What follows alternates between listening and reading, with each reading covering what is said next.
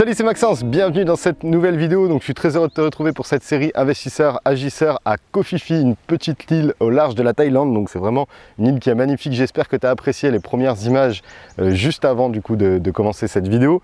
Dans cette vidéo, on va voir ensemble comment passer de 0 à 500 000 euros de patrimoine en moins de 2 ans. Donc pourquoi est-ce que je te fais une vidéo? Pourquoi est-ce que je te fais 500 000? C'est exactement ce que j'ai réussi à faire lorsque j'ai commencé à m'intéresser à l'immobilier et à investir dans l'immobilier. À 21 ans, j'ai commencé à m'intéresser à l'immobilier. À 22 ans, j'ai acheté mon premier appartement. Et à 24 ans, j'avais 500 000 euros de patrimoine brut, bien sûr, parce qu'il y avait un emprunt, mais il y avait quand même 500 000 euros de patrimoine qui était réalisé en partant de zéro. Et du coup en moins de 2 ans. Donc c'est vraiment l'objectif de cette vidéo, c'est que je t'explique comment est-ce que j'ai pu faire avec un salaire de 1800 euros de me constituer un patrimoine en moins de 2 ans de 500 000 euros de patrimoine. Depuis ça d'ailleurs, je propose aussi des accompagnements pour atteindre le million de patrimoine en 36 mois, donc c'est des accompagnements premium et si ça peut t'intéresser, il n'y a que 12 places à l'année et du coup c'est uniquement par mail. Donc tu m'envoies un petit mail à contact@partir-de-zero.fr, je te mettrai le contact dans la description et si vraiment ça t'intéresse, si tu es un investisseur avec un salaire, un peu d'épargne, je peux t'accompagner pendant 36 mois sur l'atteinte du million de patrimoine et je te garantis le fait que tu vas atteindre le million de patrimoine parce qu'il y a des stratégies que tu peux mettre en place et qui te permettront d'en arriver là. Donc voilà, si tu es intéressé, n'hésite pas à m'envoyer un petit mail. Fin de cet aparté. Maintenant, dans cette vidéo, je vais te donner 7 étapes pour y arriver. Donc, ce sera 7 étapes concrètes et pas 7 étapes du genre trouver un CDI. Ça, c'était un peu plus le thème de comment acheter son tout premier investissement. Mais là, ce sera des étapes un peu plus concrètes et beaucoup plus performantes pour atteindre ces 500 000 euros de patrimoine.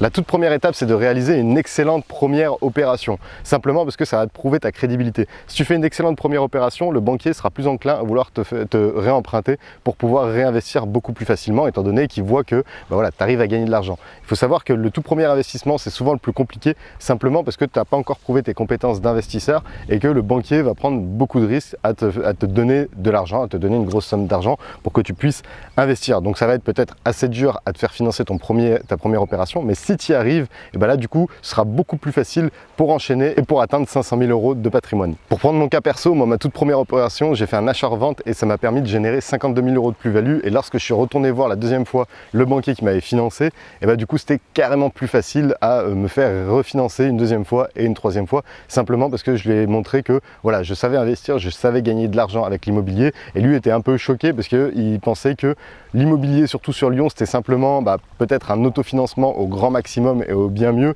et que gagner de l'argent avec l'immobilier c'était au bout de 20 ans, 25 ans. Donc voilà, je lui ai prouvé que je savais investir et c'est ce qui m'a permis d'être en position de force la seconde fois où je suis retourné le voir et pas comme la même position où j'étais la première fois où j'ai dû faire beaucoup de banques pour trouver mon premier financement. La seconde fois c'était carrément plus facile et même au final je suis passé par une autre banque parce que je les ai mises en concurrence et j'ai eu de meilleurs avantages sur une autre banque simplement parce que j'ai prouvé que j'avais bien réussi ma toute première opération. Donc c'est vraiment essentiel si tu veux atteindre de 500 000 euros de patrimoine d'exceller dans cette toute première opération pour vraiment aller encore plus loin.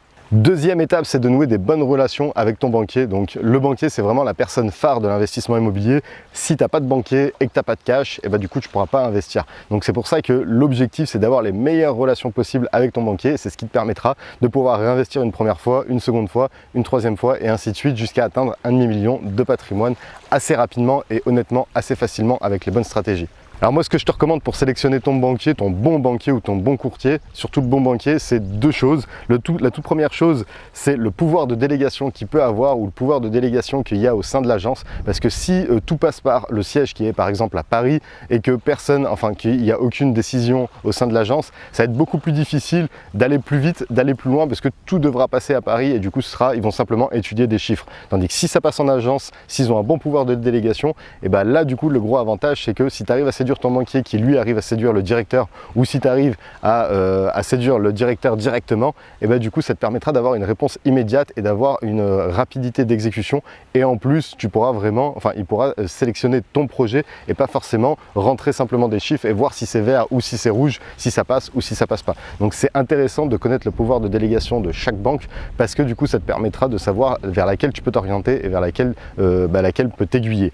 Et deuxième chose, c'est de bien être sûr que ton banquier comprend l'investissement immobilier. Certains banquiers sont plus spécialisés dans tout ce qui est assurance vie, assurance en tout genre, ouvrir des livrets comme beaucoup de banquiers, et beaucoup moins dans l'investissement immobilier. Alors qu'à l'inverse, si tu arrives à trouver un banquier qui est un investisseur immobilier, là tu verras que ce sera carrément facile de te faire financer parce qu'il a cet état d'esprit, il a cette cogite, il sait calculer, il connaît les risques, il sait comment vraiment ça se passe, toutes les démarches. Donc ce sera beaucoup plus facile pour toi de l'avoir. Donc si c'est déjà un investisseur ou qui connaît bien l'investissement immobilier et en plus qu'ils ont un bon pouvoir de délégation au sein de l'agence, c'est ce qui te permettra d'aller beaucoup plus vite et d'atteindre rapidement ces 500 000 € de patrimoine immobilier. Troisièmement, ce que je te recommande, c'est d'enchaîner rapidement. Donc on nous dit souvent il faut 1 an d'exploitation, 6 mois d'exploitation, 2 ans d'exploitation, mais moi je suis pas forcément d'accord avec ça. Je te conseille très franchement d'aller le plus vite possible. Au début, moi je me freinais parce que je me disais non, c'est pas possible, tout le monde m'a dit que c'était 6 mois et qu'il fallait attendre 6 mois, 1 an d'exploitation, 2 ans d'exploitation pour pouvoir retourner voir le banquier. Mais rien ne t'empêche, si c'est un bon banquier, de retourner le voir, de montrer que ta toute première opération s'est bien passée, que tu as acheté une bonne affaire, que maintenant ça se loue ou tu es en train de le vendre par exemple à un bon prix, que c'est tout à fait rentable, que tu as le moins de risques possible. L'objectif, c'est vraiment de montrer qu'on minimise les risques. Et une fois que ça c'est bon, il n'y a pas de raison qu'ils ne puissent pas te réemprunter immédiatement dans la foulée. Moi, j'ai fait ça 3 fois de suite en moins de 2 ans. J'ai des potes, c'est pareil, en moins de 2 ans, ils ont racheté 3 apparts sur Lyon alors qu'ils étaient intermittents du spectacle, simplement parce qu'ils ont trouvé un bon banquier, ils avaient des bonnes relations avec ce banquier et en plus, ils ont voulu réenchaîner rapidement, ils ont montré que c'était rentable. Donc voilà, je te conseille très fortement de le faire et je te le conseille aussi de le faire parce que si tu fais une bonne première opération avec le banquier, il va se souvenir de toi, il va se rappeler, tandis que si tu retournes le voir dans 2 ans, premièrement c'est un coup, le banquier aura changé, ou secondement il aura vu pas mal de personnes entre temps et du coup il se souviendra plus trop de toi. Donc là les connaissances sont toutes fraîches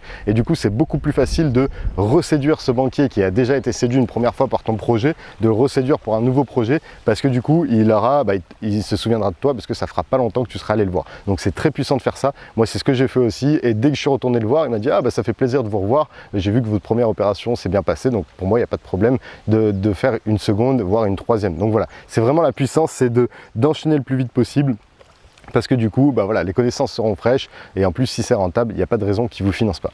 Quatrièmement, l'idéal c'est d'opter pour une stratégie qui est rentable à défaut d'avoir des gros revenus. Donc c'est soit vous avez des gros revenus et que vous pouvez emprunter rapidement jusqu'à 500 000 € de patrimoine, ce qui est plutôt sympathique. Par contre, si vous avez des petits revenus un peu comme moi à l'époque où je gagnais 1 800 €, là il faut vraiment trouver des exploitations qui sont très rentables, des choses qui font vraiment gagner de l'argent immédiatement. D'ailleurs, j'ai fait une vidéo à ce sujet où je donnais, je crois, 7 exploitations qui sont rentables pour 2018. Donc si ça t'intéresse, je te mettrai la vidéo peut-être dans la description ou à la fin de cette vidéo, tu pourras cliquer dessus. Et l'idée, c'est de choisir une stratégie qui est très rentable simplement parce que si tu n'as pas des gros revenus, il faut que tu augmentes tes revenus. Donc que ce soit tes revenus salariés, ça risque d'être compliqué de les augmenter. Par contre, si tu augmentes tes revenus grâce aux exploitations que tu réalises, là, ça peut être ultra intéressant. Par exemple, si tu prends une colocation et que tu fais 500 ou 1000 € de bénéfices mensuels, là ça peut être ultra intéressant pour pouvoir réinvestir parce que potentiellement tu pourras réinvestir plus étant donné que tu gagnes plus. Donc c'est pour ça qu'il faut vraiment s'axer sur des stratégies rentables. Si tu n'as pas du tout de cash, pourquoi pas faire un achat-revente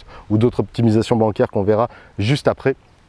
Mais voilà, ça c'est vraiment l'idée, c'est d'avoir quelque chose de très rentable pour pouvoir réinvestir juste après et pour montrer qu'on gagne directement de l'argent et qu'il y a beaucoup moins de risques pour qu'ils puissent nous financer l'autre projet, le nouveau projet qui est à venir. Cinquièmement, ça va être d'optimiser son financement. Donc c'est là où on arrive sur une étape qui est clé selon moi, c'est l'optimisation du financement. C'est là où on peut gagner de l'argent, où on peut du moins économiser beaucoup d'argent. Et du coup, si on a des petits revenus, ça peut être intéressant de passer par là. Donc la toute première optimisation qu'on peut faire, c'est investir sans apport. C'est encore possible. Il y a encore beaucoup de banques qui peuvent le faire. Et il y a même des banques, la dernière fois je discutais avec une banque, ils finançaient sans apport uniquement pour les investissements locatifs et pas pour les résidences principales. Donc ça a un peu switché. Donc c'est là où c'est tout à fait intéressant de faire ça, c'est parce qu'il y a certaines banques maintenant pour des investissements locatifs, elles financent sans apport, donc c'est tout à fait possible et c'est une optimisation à réaliser. Comme ça vous permettra de garder votre argent au chaud pour la prochaine opération. L'idée c'est toujours d'avoir au minimum l'équivalent des frais de notaire sans vouloir forcément les mettre, comme ça vous permettra de les avoir pour la prochaine opération aussi. Donc voilà, se faire financer sans apport au moins le premier investissement, pour moi c'est la base et c'est ce que j'ai réussi à faire sur les 3 opérations. que j'ai réalisé, les 3 premières qui m'ont permis d'arriver à 500 000 € de patrimoine, ça a été toutes sans apport et voilà, et du coup c'était beaucoup plus facile pour pouvoir enchaîner. La deuxième optimisation, c'est de faire des reports de mensualité. Donc qu'est-ce que c'est? C'est lorsque tu as un budget travaux par exemple et que tu demandes un report de mensualité parce que tu ne veux pas payer de crédit pendant la durée des travaux. Donc en gros, tant que tu ne débloques pas la totalité des travaux, et ben, du coup tu ne payeras pas les mensualités plein pot. Et le gros avantage, c'est si tu arrives à faire tirer ces frais intercalaires, ça te permettra de générer du cash lorsque tu commenceras à exploiter ton bien immobilier. Et ça te permettra d'avoir un petit pécule et d'avoir un peu d'argent de côté. Moi, la dernière fois que je l'avais fait et que j'ai commencé à exploiter, mon banquier m'a appelé en me disant que c'était hyper ingénieux et qu'il trouvait ça génial de faire ça parce que ça me permettait, voilà, vu que j'avais pas énormément d'argent de côté à l'époque, ça me permettait aussi d'avoir une flexibilité de trésorerie et d'être plutôt tranquille. Donc c'est ça qui est ultra intéressant et c'est ce que je te conseille de faire, c'est de faire des reports totaux ou partiels de mensualité. Troisième optimisation que tu peux faire, c'est de supprimer les indemnités de remboursement anticipé, simplement parce que à un moment tu devras faire un arbitrage, ce sera une prochaine étape et du coup c'est bien si directement tu supprimes ces indemnités de remboursement anticipé parce que c'est un coup tu seras confronté au fait de revendre pour pouvoir réinvestir encore plus et du coup si tu négocies directement les indemnités de remboursement anticipé à 0, et ben, du coup ce sera beaucoup plus facile pour ça et ce sera beaucoup plus efficace et ça te permettra d'économiser beaucoup d'argent. Quatrièmement, les taux sont bas actuellement, donc moi ce que je te conseille de négocier, c'est aussi la transférabilité du prêt. Donc la transférabilité du prêt, ça veut dire que tu souscris un prêt actuel avec le taux actuel qui est assez bas. D'après les estimations, d'après les sondages, les taux risquent de remonter, donc c'est intéressant d'avoir cette condition-là. Il y a certaines banques qui le font, mais pas toutes, donc renseigne-toi auprès des banques. Et l'idée, c'est lorsque tu vas solder ton prêt, avec ce prêt, tu peux le transférer sur un autre bien, donc racheter un autre bien avec ce prêt au taux que tu as souscrit actuellement. Donc si les taux d'intérêt augmentent dans 5 ans par exemple, toi tu pourras réinvestir en gardant ce taux actuel, en repartant sur un autre appartement. Et du coup c'est ultra intéressant par rapport à ça parce que ça te permettra de garder un taux qui est assez bas si tu souhaites revendre pour acheter, donc faire des arbitrages. Et c'est ce que je te conseille, c'est vraiment ultra intéressant. Sixième étape, du coup on arrive aux arbitrages. Moi c'est ce que je te conseille, c'est de faire des arbitrages. Donc peut-être que si tu as un petit salaire et que tu n'arrives pas encore à 500 000, c'est qu'il faut que tu optimises tout ce que tu as, que tu revois un petit peu toute ta stratégie, tout ce que tu as. Donc il ne faut pas avoir peur de devoir revendre des appartements, revendre des biens pour récupérer du cash, pourquoi pas transférer le prêt et réinvestir beaucoup plus gros. Donc moi c'est ce que j'ai fait, c'est que j'ai revendu une grosse partie de ces appartements pour pouvoir me générer beaucoup de cash pour monter mes sociétés et après pour pouvoir réinvestir en masse. Et ça selon moi, on va être très vite confronté à ça sur le fait de devoir faire des arbitrages sur qu'est-ce qu'on garde pas, qu'est-ce qui est très rentable, qu'est-ce qui n'est pas très rentable, où est l'endroit où on peut gagner une grosse plus-value par exemple en revendant et les endroits où par exemple c'est un crédit ou un bien qui te fait pas forcément gagner de l'argent. A l'inverse, tu peux aussi solder des crédits qui ne te font pas gagner de l'argent, des mauvais investissements que tu as réalisés.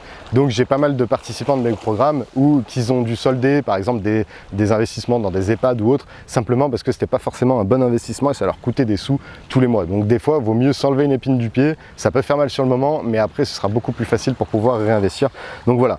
Après on peut faire aussi des remboursements partiels si on a un peu de cash et qu'on a des appartements qui ne sont pas forcément extrêmement rentables, se dire de faire un petit remboursement partiel, ça nous permettra de garder la même durée de crédit mais de réduire les mensualités pour augmenter le cash et augmenter les rentrées d'argent mensuelles. Donc voilà, l'idée c'est vraiment de se dire qu'est-ce qu'on peut faire pour optimiser tout ça, pour repartir encore plus fort et pour atteindre ces 500 000 € de patrimoine assez facilement et pourquoi pas après le million de patrimoine dans la foulée. Septième étape, c'est d'aller voir d'autres banques, de les mettre en concurrence. Il n'y a rien de mieux que la compétition et les banques le savent. Et il faut savoir que un banquier qui a déjà un client, ce client est beaucoup moins intéressant qu'un client nouveau, simplement parce que le client nouveau, il a tout à ouvrir. Il a une assurance vie à ouvrir, il a un PEL, il a un livret A, il a peut-être différentes assurances à ouvrir. Et du coup, si tu vas voir d'autres banques, ils auront beaucoup plus de business à faire parce que tu pourras ouvrir des assurances vie, tu pourras ouvrir certains livrets, livret A, PEL ou autres. Et c'est là où ça leur fera du business, c'est là où ils pourront gagner de l'argent. C'est pas forcément sur les prêts IMO en eux-mêmes, ce sera plus sur tous les produits dérivés qu'ils pourront vendre. Il faut savoir que les commerciaux dans des banques, ils ont des objectifs à faire. Donc par exemple, vendre tant d'assurance vie dans le mois, il y a des challenges. Et du coup, si tu vas voir une autre banque, ce sera beaucoup plus facile. D'où la mise en compétition est intéressante. C'est à ce niveau-là. C'est simplement que tu peux négocier plus facilement des prêts immobiliers en contrepartie du fait que tu vas ouvrir certains livrets, certaines assurances chez eux. Et souvent, tu peux avoir des meilleurs taux parce que eux ont envie d'alpaguer un peu les clients, d'appâter le client grâce à un taux intéressant, grâce à des conditions bancaires intéressantes au niveau des prêts IMO en contrepartie de tout ça. Donc voilà, c'est vraiment intéressant et du coup ça a été mon cas pour mon deuxième investissement IMO. Comme je te disais, j'étais allé voir ma banque, elle m'avait dit ok, c'est la première qui m'avait financé, et je suis allé voir une deuxième en disant voilà ma première opération, ma banque me suit, par contre je cherche des conditions bien meilleures, et c'est là où j'ai eu des conditions vraiment super bien, sans indemnité de remboursement anticipé sur 25 ans avec des taux préférentiels, et c'était vraiment super intéressant. Et du coup c'est là où c'est intéressant de se dire bah voilà, on va mettre en compétition, je rapatrie mes salaires chez vous, je prends pas mal, enfin je vous des livrets A, je vous des PEL, je vous des assurances vie en contrepartie, et vous me financez, vous continuez à me financer de nouveaux projets, et pourquoi pas vous me rachetez les crédits en cours. Et d'ailleurs c'est ce qu'avait fait ma banque, c'est qu'elle avait racheté, mon achat-revente n'était pas encore fini, qu'elle avait racheté le crédit à mon ancienne banque qu'elle avait récupéré après, que j'avais soldé après, donc voilà. Et les frais ont été pris à leur charge pour simplement pouvoir me récupérer. Donc voilà du coup pour ce qui était de cette vidéo et de ces 7 étapes, j'espère qu'elles t'ont plu, j'espère que ce petit paysage aussi t'a plu, il est plutôt sympathique avec les pirogues derrière et les monts. Je vais faire quelques petites vidéos ici, peut-être une ou deux, je sais pas, parce que j'ai pas mal de vidéos à faire sur le programme Investisseur Libre. D'ailleurs c'est pour ça que je suis là, c'est pour le programme Investisseur Libre. Donc j'ai tout le module 2 à tourner, ce qui va me faire à peu près 25 vidéos à tourner, donc pas mal de contenu, 3-4 heures de contenu. Donc je sais pas si j'aurai le temps de faire d'autres vidéos ici, mais dans tous les cas j'espère que cette vidéo t'a plu, et moi je te dis à très bientôt pour une prochaine vidéo, toujours en Thaïlande.